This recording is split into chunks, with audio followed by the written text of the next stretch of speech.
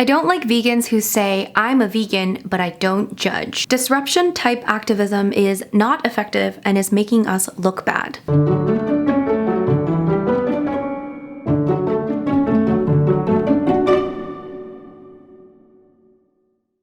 Hello everybody, welcome back to another video. So I don't have an intro for this. Well, this is the intro. Hello. Hi, this is the intro. So this is part 2 of my reacting to your unpopular vegan opinions. Actually, this is more like part 3 because I've done 2 of these videos in the past, but this is a continuation from the previous video. Anyways, unimportant. This is just me reacting to your unpopular vegan opinions that you told me on Instagram, and I got so many responses because apparently y'all have a lot of opinions, okay?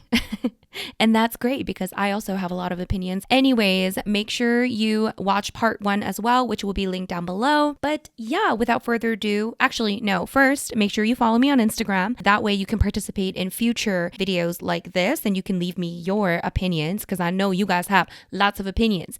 Okay, so make sure you follow me on Instagram. It's Cheap Lazy Vegan.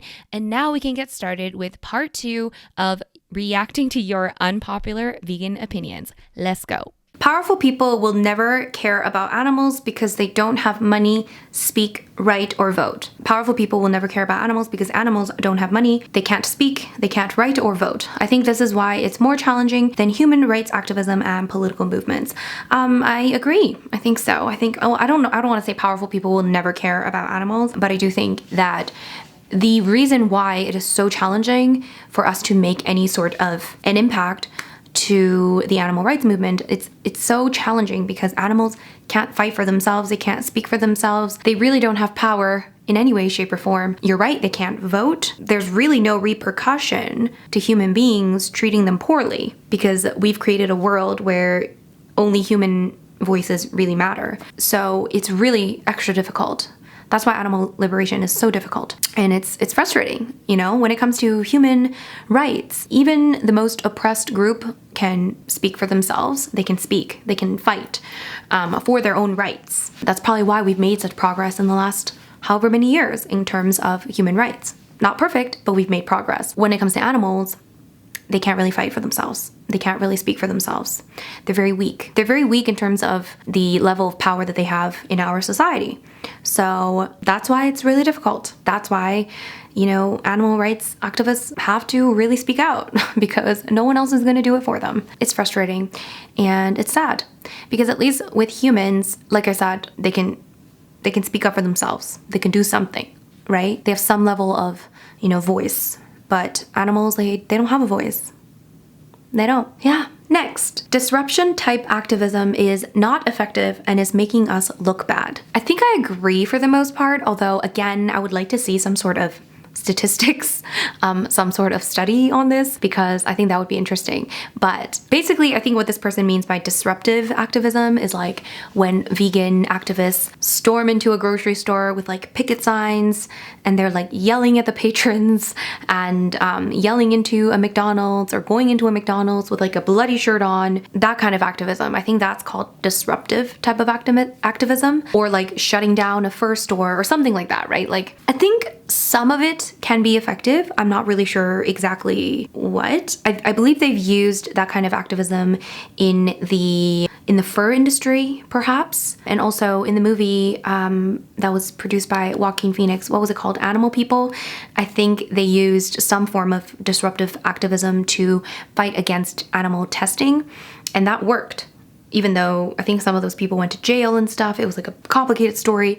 But I think in some ways it can be effective, but in a lot of ways it's not. I think it has to be done very strategically in terms of like, okay, what are they trying to achieve here? If it's simply to shock people or get patrons to, you know, see your picket signs and somehow do some research and go vegan or something, I don't think it's necessarily effective. I think if there's some kind of economic push, like some kind of way to shut down a business or really push a business to the point where they're going to suffer economically, or an industry for that matter, then I think it could be beneficial. It could be helpful. I don't know. That's my assumption. So when it's disruptive in a way in a way that might affect the bottom line, then potentially it's going to be successful. If it's disruptive in a way where you're just kind of bugging some people eating at a restaurant, probably not so successful.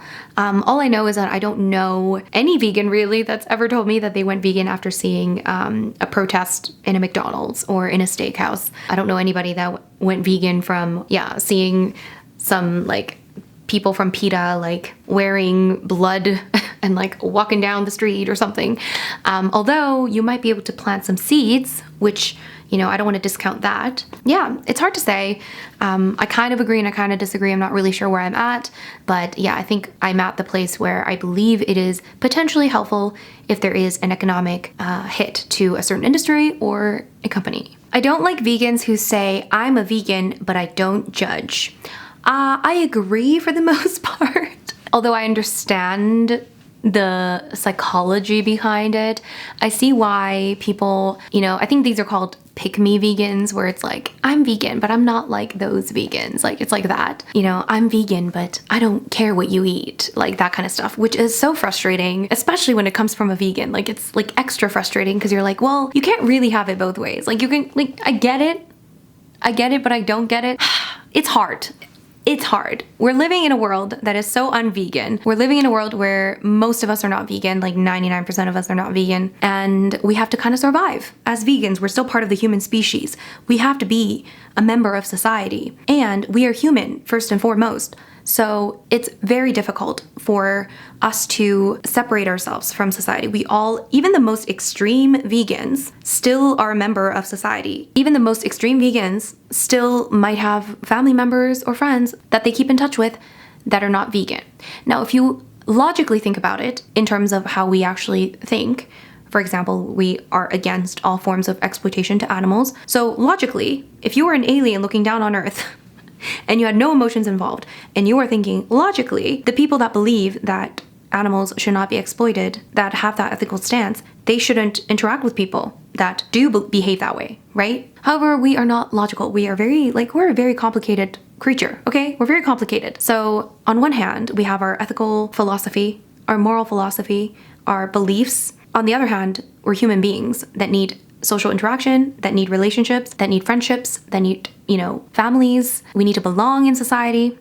So we have to have some sort of a balance. I don't know why I'm on this tangent, but we're going there. We have to have some sort of a balance between being ethically vegan and still a member of the human race, okay? And right now it is very difficult because the way that we have to behave in order to be a normal member of society can sometimes clash with the way that we think when it comes to animal rights and veganism. So in order for some people to fit in society and not be labeled as a preachy vegan or an annoying vegan or, a judgmental vegan, they would rather just say, you know what, I'm vegan, but I don't judge anybody, because it's easier that way. It really is. It is easier to, be accepting. And I'm also kind of like in that, but in a different way. I think we all have our, we're all on a spectrum of how much we can tolerate in terms of, our interactions with other humans. For example, I've said this before, most of my friends are not vegan, okay? And I'm still friends with them. My family is not vegan. They're still my family. I see them all the time. That being said, would I have certain, boundaries? For example, would I cook meat for anybody? No. Don't even know how. Probably give them salmonella. Don't know. But either way, ethically speaking, I wouldn't want to do that. So it's those kind of little things. But some people would say they would cook meat.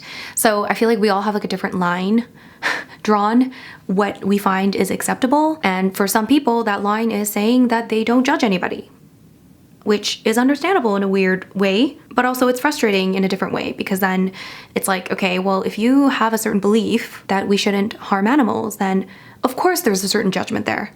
It's kind of like a lie to say that there's no judgment unless you're vegan for health reasons. You know what I mean? If you're plant-based for health reasons, that's a different story. But if you're vegan for an ethical reason, to say that you don't care at all what other people eat, it's kind of, why are you even vegan then, right? So I think when people say these things, they haven't fully thought it through to the extent that they should have maybe before saying those things. But they say those things because it's the best way to get people to accept you as a vegan, unfortunately.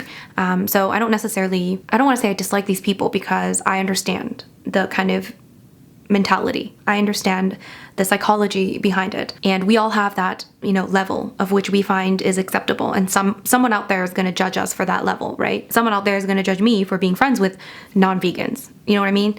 So, yeah. Does that make sense? Next unpopular vegan opinion is, I don't believe in promoting gradually becoming vegan. It's too late for that. Again, I understand the mentality, but I will have to respectfully disagree. I do think that, yes, ideally speaking, again, if I threw away what I know about human psychology, ideally speaking, I would say, yeah, everyone go vegan tomorrow. Woohoo! Hooray! However, I know human psychology to a certain extent, and most of us cannot make those drastic changes and keep those drastic changes. It's not just with veganism, but it's with so many other things. Especially when you live in a society that is so unvegan, most of us are not vegan. It is going to be very difficult for someone, a human being, to completely go vegan overnight. Some people do it, but those are the exceptions to the rule. Most people need a transition period.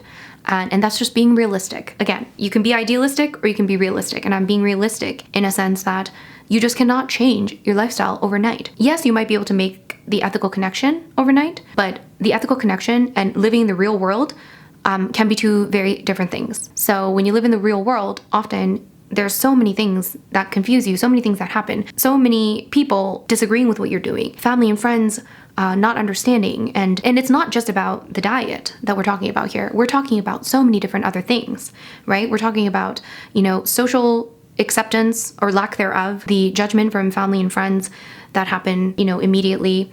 And that can be incredibly overwhelming, okay? So not just from a dietary perspective, but just from so many other things. Going vegan overnight is very overwhelming. So I think that, to me, I think transitioning is a more realistic approach. So I believe that if you transition gradually, you're just more likely to stay vegan long term rather than if you did something impulsively overnight. That's the thing. It's like, I feel like if you go vegan overnight, again, some people do it, that's amazing, but it is quite often an impulsive decision based on very little information, okay? You don't know what to eat, you don't know how your friends and family are gonna react, you don't know how society is gonna treat you, you don't know anything, right? You're really just kind of diving deep into dark waters that you don't see anything, okay?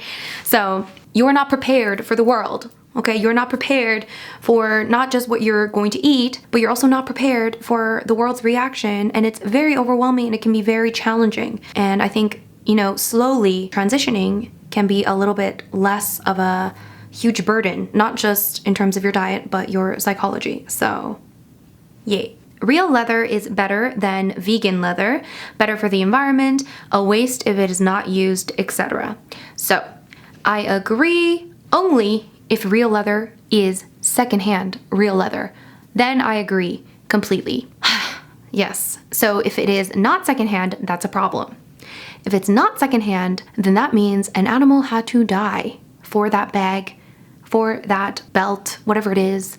Okay? It is animal skin. This animal had to die for that. But if it's secondhand, unfortunately, the animal still died, but you're not contributing to that industry. So you're not feeding into that industry. The damage is already done. And I feel like in this world where we are so wasteful and there's so much waste, it is important for us to reuse, recycle, use secondhand. I think that's so important for the environment. So I think that is something that I would like to promote. As a vegan, I still promote secondhand leather. I think this was one of my unpopular vegan opinions. I promote the use of secondhand leather. I think it's okay to buy secondhand leather. I think it's okay to wear secondhand leather as a vegan because the damage is already done, because otherwise you'll be wasting it. Otherwise you'll be throwing something away, and that's another problem. And creating more products is not necessarily a good thing, so that's another thing. However, when it comes to real non-secondhand leather, I'm completely against that. Okay? Because you're now then definitely feeding into an industry that literally kills animals for their skin. And the fact is, we only talk about leather in this way because it is about cows, right? People always talk about leather in terms of just the environment when it is about cows because we know it comes from cows. But what if leather was made from dogs or cats? Would anyone talk about the environment? Would anyone talk about how because I hear people talking about this, they're like, oh, well, fake leather is just so environmentally damaging. Real leather is better in that way. And they're not talking about secondhand. They're talking about just real leather. And I'm like, well, if real leather was made from dogs, we would be having a very different discussion. Nobody would be talking about how real real leather is environmentally better, okay? Because it would be made from dogs and people would be against that. But it's because it's cows and we've accepted that cows are somehow our food and our clothing and our milk, whatever it is, that it is okay. Yeah, I just want to point that out. I think it's frustrating because once you change the animal, all of a sudden the discussion will change for sure. And that is called speciesism. All right, the next one is the world won't become vegan through capitalism. It's not as simple as supply and demand. And we should stop putting all the responsibility on the individual consumer. Now, I agree that I agree on a lot of ways. I do think that it is so much more than just supply and demand. It's a systemic issue, right? I think it's a mixture of everything. This is what I believe. I think it's a mixture of a systemic issue and also an individual belief system. I think that we have such a societal belief that we can exploit animals as much as we can. We've now come to a point where we have gone a lot better when it comes to human rights, but we still have those primitive beliefs when it comes to animal rights, and we don't believe that animals deserve a life. They don't deserve freedom. So it has to be both. It can't just be individual. It can't just be, a change from the top down. It has to be, a change in people's perception, people's belief systems, and we have to change people's minds when it comes to this topic. So I don't necessarily think that the onus is simply on the individual, and I also don't think that the onus is simply on the government or corporations or the system, but I think it's a collective effort, right? So we need to change individual viewpoints, individual minds, and if enough people believe in this, then it might have an impact systemically. But without changing people's mindsets, without people understanding what's going on, people agreeing that this type of animal exploitation is wrong and making some sort of individual change, I really don't believe that there's going to be any change anywhere, right? You can't expect the system to change. We can't even get individuals to change a little bit or change their mindset a little bit. So expecting that somehow the system is going to change everything, or I don't know how we're going to fight that. You know what I mean? How are we going to get the system to change when individuals themselves are not willing to make any changes? So it has to be a collective effort. It's kind of like, environmental groups, right? Or environmentalism. So I think it's important for individuals to make certain changes in their lifestyles that impact the environment. But ultimately, I think that it has to be a mixture of, again, systemic changes and individual changes. But we can't expect the system to change if individuals themselves don't make any changes. Does that make sense? If individuals themselves don't, change the way that they think about the environment, how are we going to make any systemic changes? Right? All right, next. Sometimes it's hard to consider your close friends and family good people if they are not vegan. I understand where you're coming from, I get it, but I think I've come to realize over the many years I've been vegan now, I've come to realize that human beings I don't think that we are good or bad. I think that we are usually just a product of our biology and our upbringing. So it's a mixture of both nature and nurture. You can't really control these things. It's almost like we have no control over how we turn out. I don't know. Maybe we do a little bit. Who knows? But at the end of the day, did I choose any of those things? Did I choose my biology? No. Did I choose my upbringing? No. Now, that doesn't mean that I think that everyone should have no accountability or anything like that, but I just think that just from an analysis perspective, I think that if I just analyze how we are as human beings, I really just think that, we're not good people, we're not bad people, we are just people that were born in a certain time, in a certain society, into a certain body. Some people might be born with a little bit more compassion, some people might not be. Again, I don't necessarily think that means that somebody is good or bad. I don't know. Does that make sense? I don't know. I always use extreme examples. For example, if you look at serial killers, okay? If you look at serial killers, almost every single one of those people, almost every single one has had some sort of traumatic childhood, right? That doesn't mean that every single person that has had a traumatic childhood will become a serial killer. It begs to question. I do wonder if those people did not have that traumatic childhood, would they have turned out to be serial killers? And my answer is probably not. And then if you think about it that way, then can you call these people bad people? Again, I don't want to excuse their behavior, but at the same time, if I think to myself, I'm if I had that kind of childhood, if I had some kind of really traumatic childhood, I think to myself, would I not have turned out that way too? I saw this one documentary. Again, I'm using very extreme examples, by the way, okay? But I think the extreme examples help illustrate my point.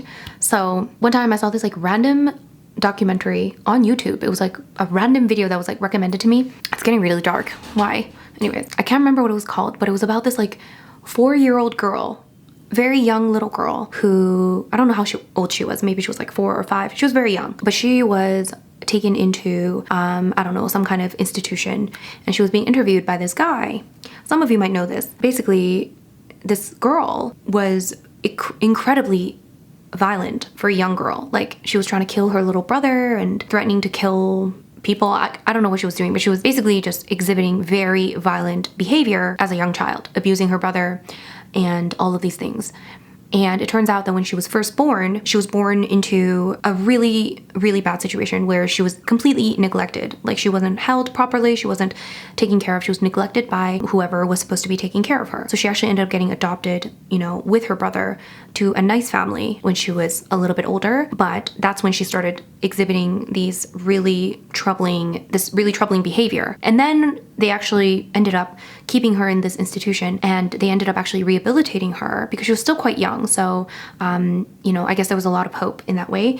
So she did end up getting rehabilitated, and when she grew up, she apparently became quite successful, and she became a very good member of society. So to me, that is like a really good example of like, you know, are people really evil or good? Like, is there really such thing, good or bad people?